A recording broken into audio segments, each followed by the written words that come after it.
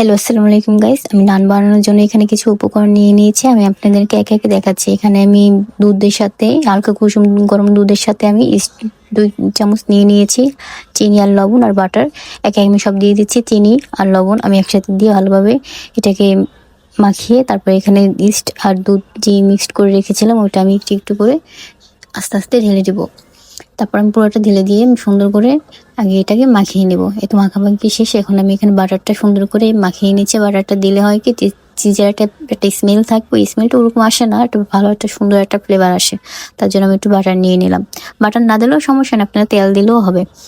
তো আমি সুন্দর করে ভালোভাবে এটা সুন্দর করে একদম মানে এটা যতক্ষণ পর্যন্ত মানে না হয় ততক্ষণ পর্যন্ত আপনারা এটাকে সুন্দর করে এভাবে মতিয়ে নেবেন, কারণ এটা ভালো করে এইভাবে নিলে মানে জিনিসটা অনেক ভালো হয়। এটা যত আপনি মাখবেন তত ভালো হবে, মানে যত ভালো করে মাখবেন। তারপরে এটা আমি এইটা কাগজে দিয়ে সুন্দর করে এইভাবে পেঁচিয়ে রেখে দিব। এখানে আমি ঘিস বানানোর জন্য কিছু উপকরণ নিয়েছি। ১ চামচ মরিচের গুঁড়ো, জিরা আর তান্দুরি মশলা ১ চামচ নিয়েছি। আর হলো এখানে নিয়েছি টক দই আর এখানে সয়া সস আর এটা বারবিকিউ মশলা, এখানে আদা রসুন মিক্স করা আছে। আদা রসুনটা আমি ঢেলে দিলাম। তারপরে আমি দিয়ে দেবো টক দইটা, পুরাটাই দিয়ে দেবো। বাটিটা একটু ছোটো হয়ে গেছিলো, পরে আমি বাটিটা আবার চেঞ্জ করে নিলাম, একটু বড় বাটি নিলাম। তারপর আমি একে একে সব মশলাগুলো দিয়ে দেবো। মরিচের গুঁড়া, জিরা আর হলো তান্দুরি মশলাটা সুন্দর করে দিয়ে আমি এটাকে সুন্দর করে মাখাবো। তারপর বারবিকিউ মশলাটা আমি দিয়ে দেবো, সসটা দিয়ে দেবো। বারবিকিউ মশলাটা আপনারা দিয়েন, ঘরে বেশিরভাগ মানুষেরই থাকে, আমার থাকে, আমরা অলরেডি বারবিকিউ মশলাটা থাকে। তারপর আমি এখানে সুন্দর করে ভালোভাবে মেরিনেট করে নেব। আর এই বেশি ঝোলটা হলো কি ওইটা আমি বেশি ইচ্ছে করে বেশি দিয়েছি একটু পানি পানি, কারণ এইটাই আমি একটু সুন্দর একটা মশলার মতন বানাবো যেন রুটি দিয়ে খেতে পারি। না, রুটি দিয়ে খাওয়ার জন্য একটা গ্রেভি তৈরি করবো। তো ফাইনালি তো আমার এটার লুক এরকম আসছে। এখানে দেখতে তো ভালোই লাগতেছে, জানি না খেতে কিরকম হবে। তো আমি এটাকে সুন্দর করে আমি একটু ঢেকে দিলাম, কারণ অনেক হয় কি অনেক কাঁচা কাঁচা কাঁচা কাঁচা থাকার কারণে এই জন্য আমি ওটা ঢেকে দিয়েছিলাম। এই তো ফাইনালি এটার লুক এরকম চলে আসছে, তো ভালোই লাগতেছে দেখতে। তারপর এই তো এই ফাইনাল লুক সাজিয়েছিলাম আমি তো এইভাবে।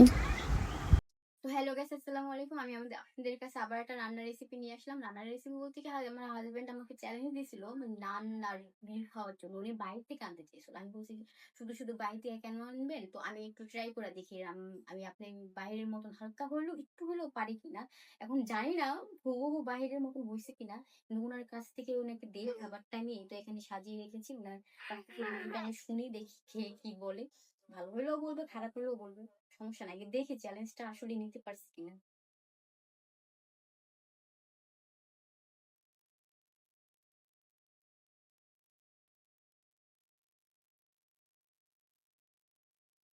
সবকিছু কি ঠিক আছে?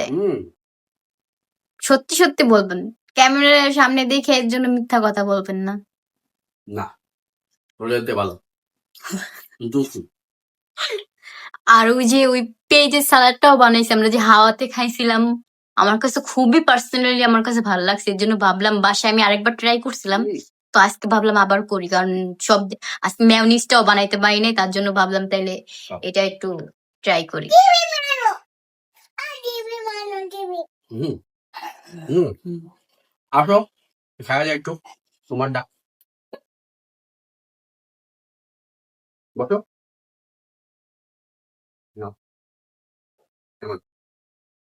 হুম, ঠিক আছে।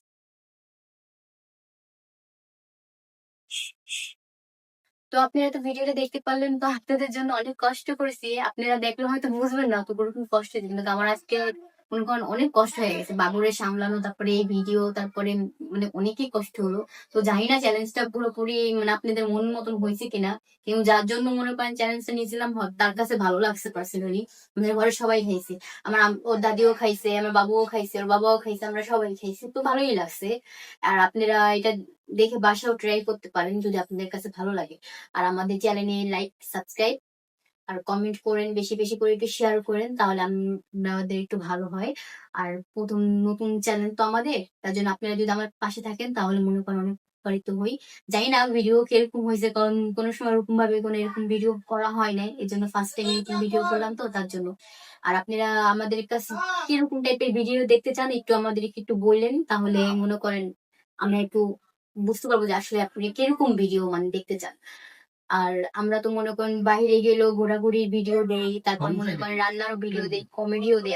আপনারা কোনটা দেখতে পছন্দ করেন? আপনাদেরকে একটু কমেন্ট করে জানেন। লাইক, সাবস্ক্রাইব, শেয়ার করেন, তাহলে একটু ভালো হয়। তো গাইস, আজকে এই পর্যন্তই ছিল।